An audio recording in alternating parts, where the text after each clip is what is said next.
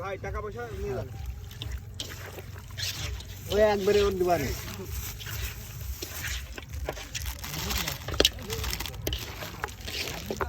এলো মন্দির থেকে দেখো গরুর দিয়ে শুরু করবেন সমস্যা নেই আমরা তো গরুর শিষ্য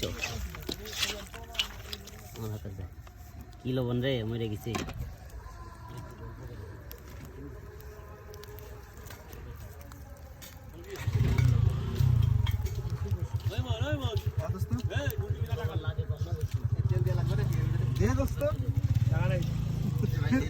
রুটি কিনে নিচ্ছে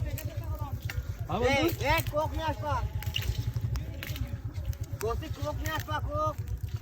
আর 2 সাইডে গিলাস পানি গিলাস নিয়ে এসে